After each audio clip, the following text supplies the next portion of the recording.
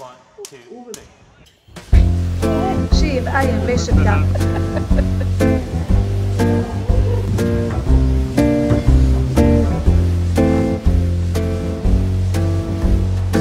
So I might ask the landlord to remove that. That's my sister's. Oh, hi. Welcome back. It is Passover. For those of you who don't know what Passover is basically a holiday that commemorates the fact that God took the Hebrews out of Egypt after 430 years of slavery, which is a lot of time. We do what's called a Passover Seder. What a Seder is basically we gather around for a meal, we read from the Haggadah, which basically tells the story of the Passover, and we tell it so that every single generation, no one would forget what God did for us. We don't eat yeast, so people will clean their house from flour and pasta and everything like that. They'll also, some even go to the extreme of like cleaning their pots and taking out the handles and stuff like that. And if you go to restaurants outside, most likely you will not be able to find anything with yeast in it. And also if you're in the supermarkets, they will put these huge sheets over those type of products. That is Passover in a nutshell. I will put a link down below if you are interested. A life update. Me and my sister are basically swapping living situations today. So my sister lives in a little studio apartment in city center Jerusalem, and I'm going to see if that apartment is right for me, because if not, I will find another apartment. But it's a really good situation to be able to live in a certain place a few days to see if it works out for you. And so I'm going to have a Passover meal with my family and then pack a bag and head on out. So join us.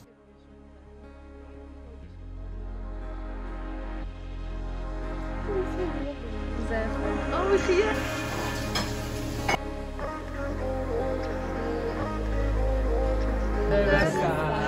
מי יודע, 11 אני יודע, 11 כוכביה, 10 דבריה, 9 י"ח לידה, 8 ימי מילה, 7 ימי שביתה, 6 סדרי משנה, 5 חומשי תורה, 4 אמהות, 3 אבות, 2 לוחות הברית, 1 אלוהינו, אלוהינו, אלוהינו, אלוהינו, אלוהינו, שבשמיים ובארץ.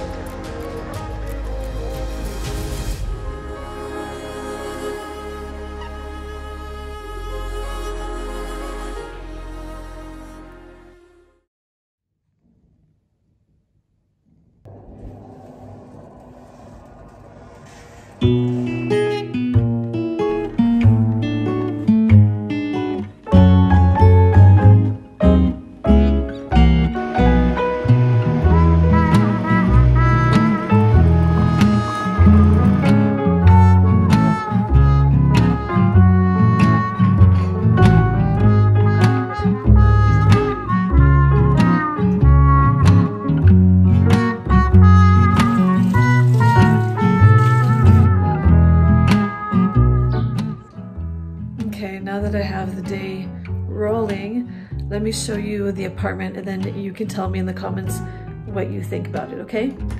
As you come in, you have this huge ceiling to floor mirror, which is a great thing to have. I won't show you the inside of these cupboards, but in there is a washing machine, which is great. And then here is like a broom cupboard, if you will. Over here is the kitchen. Now notice that this kitchen is, for an apartment or a studio apartment this size, is actually pretty big.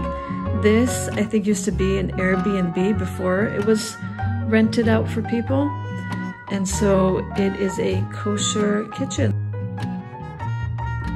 These are 2 sinks, or 2 sides of a sink. One is for dairy and one is for meat. Now the same goes with the cupboards. One is for dairy and one is for meat. Now I won't be separating milk and dairy because I don't keep kosher that way. But it's a really nice kitchen, and you have open shelving, a nice sized fridge for one individual, and a microwave up there. And then over here you have the living space. So this might be too big for me, so I might ask the landlord to remove that. That's my sister's. I might put a TV here if I live here. This is the bedroom area. I would take my mattress because this mattress really is not comfortable at all. But it's a good sized place to put a bed. And then over here you have a closet. Now this is very, very small. So what I might have to do is use something like this, like an extra cupboard to put things in.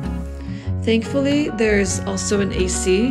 Now, here's the thing, in Israel, as much as it is a hot country, some places don't have an AC, and you literally die from the heat. Moving on, we have the bathroom. I really love this bathroom. I love the tile. It's classic old Jerusalem, even though it's new. Over here you have, let me close the door so we have more space. You have a heater, which is nice in the winter. And you have a nice sink and cupboard space over here. That's me. You have a toilet, which is pretty standard. And then you have a really big window and you can hang your laundry beneath it outside. And you have a nice glass standing shower, which is plenty for one person. So this is the apartment, studio apartment, might I add, and it's pretty nice. Something that I'm noticing is that me being in this apartment brings up a lot of sort of like concerns and maybe like fears. I think that, well, first of all, no one really knows that I'm here from my friends, like maybe only a bit. Some are abroad, some are in a different place in the country. I'm realizing that I'm afraid that me being here will be a challenge socially, because when I was here in my late 20s, life was very different. I was in a workplace where I knew a lot of people and I had a lot of friends and I was always at someone's house, and I haven't been around in the last few years. I've been abroad. When I came back home, I've been here for about 6 months, and I was also sort of like taking care of my dad and not living in the city. And so reintegrating myself into society again hasn't been the smoothest. It's the day after Passover. A lot of people are out and barbecuing and grilling and with their families, and I'm alone in this apartment. And I'm thinking to myself, okay, Oriel, you can either sit here and feel like you're stuck here, or you can take yourself and go out on a walk. So that's what I'm going to do. I'm going to overcome my fear of being alone or being seen as if I'm alone. And I'm just going to do it and not judge myself. And so I'm going to get dressed, and you and I are going to take a little walk. Slowing down to hold my hand, richer than 100 grand, you're worth every second I could spend. Don't know what the future holds, but we'll always have our songs, and you'll always have a person to call home. Eyes are locked together, wanna throw away the key. No, this moment's not forever, but we could be.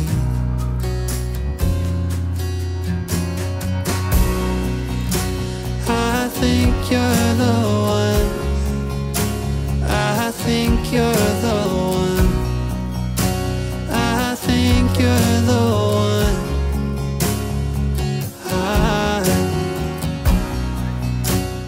I think there's something to say about being able to be outside alone or on your own that shows a sign of maturity. Meaning, even if you are feeling lonely, you can be able to sit with yourself and be like, you know what, this isn't ideal, and I might want to be with people right now, or I might want to have a family or have a spouse and children, and I don't right now. And being absolutely at peace and okay with the fact that that is your situation, and that it doesn't mean that you are any less or any more than anyone else. And so I think I'm just sitting here on the bench and watching people on their bikes and families with their strollers and thinking, okay, that will be me one day. And if it isn't right now, then God is still in control and He has a plan for me as a single 31-year-old for right now. So I can be at peace with that. Forever, but we can see.